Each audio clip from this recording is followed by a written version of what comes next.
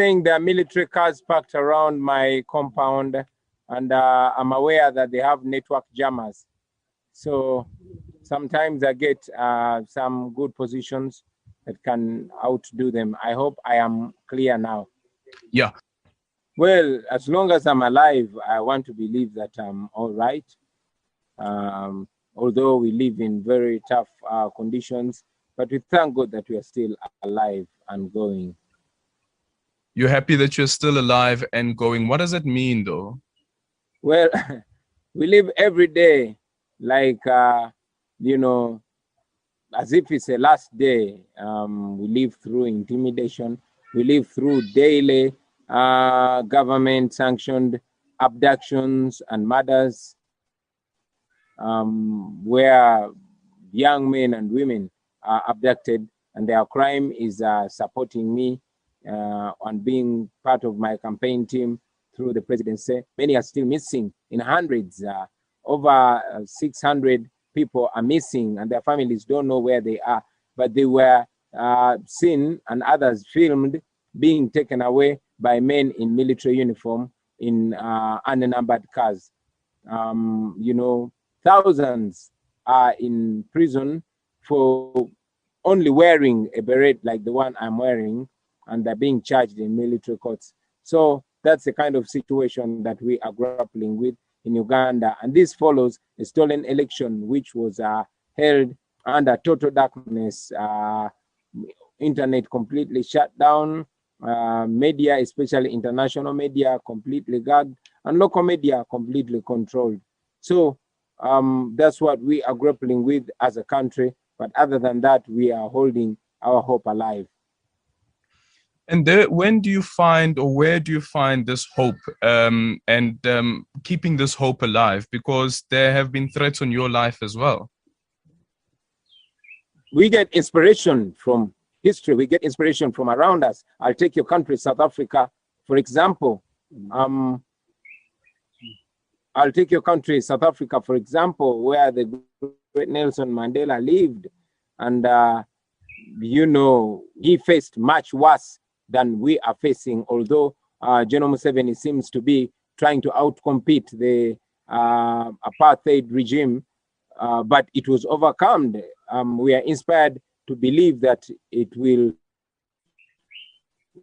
all, you know, be history, because we are taught by the great Mandela, oppressed people historically have not been oppressed forever. Ultimately, the powers of domination and the powers of suppression always crumble under the weight of the massive desire for freedom.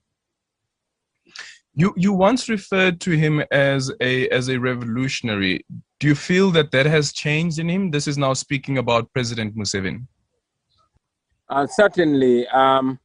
It's ironic that I once was inspired by General Museveni, you know, and not only him, his whole generation inspired us. I was named Robert by my parents after Robert Mugabe, when he was a prized revolutionary before he reduced himself to a despised autocrat.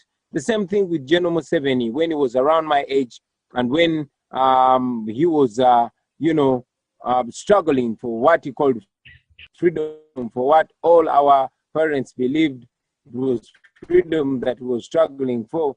He spoke just what rebellion that consumed more than 500,000 Ugandan lives, but it was all justified because he presented his case. He was fighting against a dictatorship that steals elections. He was protesting a stolen election. He was protesting the government-sanctioned murders and abductions where the people of Uganda were being taken away in unknown cars only to show up dead or tortured. He was protesting against impunity, against tribalism, against outright corruption. It's very, very unfortunate that after 35 years of staying in power, even when he said that Africa's problem in general and Uganda in particular are the leaders that overstay in power, 35 years later, he seems to have thrown out all those values that he stood with. And my generation is trying to prove to General Museveni that his generation was not the last generation to risk their lives in the pursuit for freedom. They were not the last generation to say they want to be free or die trying to be free. As someone who was inspired by him, and you also speak about your parents naming you after Robert Mugabe, where do you think for General Museveni things really changed and his attitude towards governance and his attitude towards democratic dispensation? Well, General Museveni reminds me of the saying that power corrupts and absolute power corrupts absolutely. I think it was power that got in his head. I think he ultimately got corrupt. If he was not lying in the beginning, then he must have gotten corrupt with the ultimate power, with the impunity. And ultimately, he realized that the people of Uganda had seen all the lies that he had been taking them through. And that is why we believe that to cure Uganda of future Musevenis or future Idi Amins is to focus on empowering institutions. General Museveni killed all the institutions in Uganda. He is the institution. He controls the parliament, he controls the police, the military, and the judiciary. It explains why the parliament today is largely seen as a rubber stamp for General Museveni's desires. And every few times that the parliament has seemed to stand its ground, it has been raided by the military. Case in point is when it was raided during a sitting that I also was attending, when General Museveni was trying to push through an amendment to the constitution that empowers him to be president for life.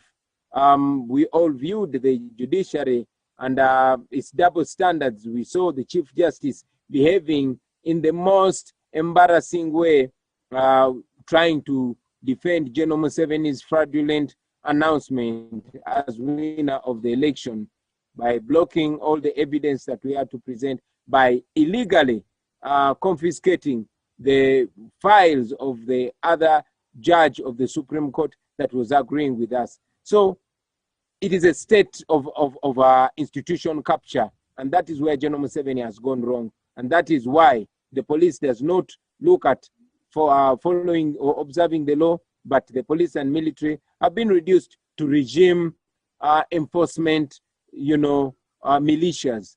And that's how General Museveni has got it wrong. That's what we want to fix, to return our country to servant leadership, where the president and all leaders are answerable to the people, but not the other way around. Mm-hmm. Ahead of the elections, the United Nations spoke about concerns of a crackdown by the security force. What's your understanding of how the United Nations characterize what happened ahead of the elections? Well, we appreciate the United Nations and all international voices that have raised concern about the people of Uganda. But unfortunately, many a times, this has only been words. These have been only strong statements. As we speak right now, the people of Uganda are being abducted, murdered. The men are being castrated like animals. The women are being raped. The few that have been lucky to survive those torture chambers have shown up with their eyes plucked out, with their fingernails plucked out, their manhoods shattered. All that is happening in real time. It did not only happen yesterday, or we are not thinking it's going to happen tomorrow. It is happening in real time. Just the day before yesterday, my elder brother's house was raided. He managed to run away from the soldiers, the Uganda People's Defense Forces, a section in the military called Special Forces Command, led by General Museveni's son, Muhoozi Kainerugaba.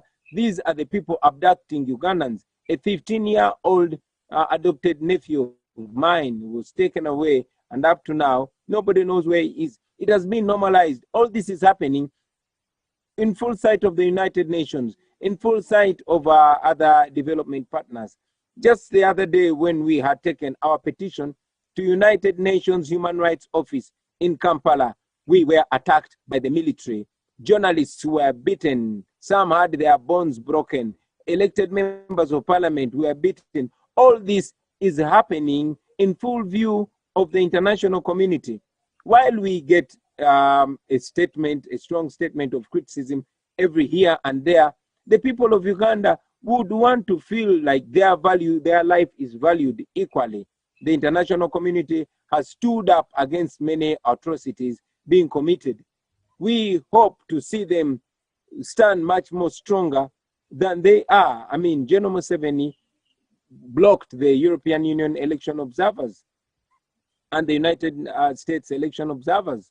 And indeed, the European Union came out and condemned that. But it only took a few weeks to see a possible cooperation with General Museveni. We've always asserted that the United Nations, all development partners, the United States and European Union should, at least for the people of Uganda and for the values that bring us together, hold General Museveni accountable. How should they do that?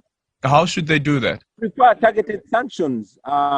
Leaders that have abused human rights constantly, like the ones in Myanmar, have been sanctioned. We've called for targeted sanctions for General Museveni, his son Muwonge Kainerugaba, and all those officers in the security forces that use their offices to abuse rights, to murder people with impunity, and to torture them. We've also asked the international community to, ban General Museveni and his government from some engagements. But most importantly, we have petitioned the International Criminal Court, and I hope our voices and our point can be seen by the International Criminal Court. Since you've taken that petition to the International Criminal Court, has there been any response? We got a response that it was received and it was being reviewed. But again, recently, precisely last week, we amended it to include his son, General Muwonge Kainerugaba, who commands the Special Forces Command, and who General Museveni came out on national TV and actually said that it is that section of the military that is holding these people who are civilians, who are not soldiers. They're holding them incommunicado. Many of them have reportedly died. So General Museveni gave us more information that it is his son that is commanding these abductions. So we amended our petition to include the son. Okay. Is the force also behind the 54 people who were killed in November? Well, General Museveni talks about 54 people killed, but our human rights desk has recorded more than 100 deaths between 18th and 19th of November. These are murders that were sanctioned by General Museveni and indeed carried out by the military and the police and some government operatives that were holding assault rifles but in plain clothes.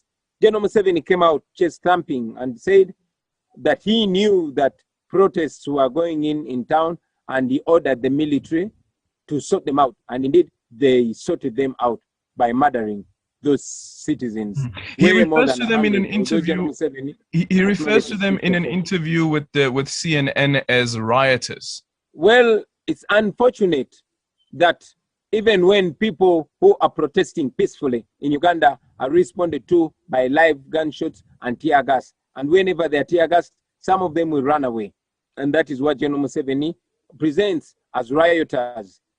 He has not justified that they were rioters. But again, he said that 30 of them were rioters, while the rest were people, citizens going about their, usual business. I must always say that General Museveni has tried as much as possible to brand any dissenting voice as a violent voice. He has tried as much as possible to brand any protest as a riot. We have constantly called for peaceful protests because we don't believe in violence. But he has constantly bragged as to be the master of violence. And therefore, he uses violence and justifies violence. Painfully, he has always gotten away from with it. There are military cars parked around my compound, and I'm aware that they have network jammers. So sometimes I get some good positions that can outdo them. I hope I am clear now. Yeah. Well, as long as I'm alive, I want to believe that I'm all right. Although we live in very tough conditions, but we thank God that we are still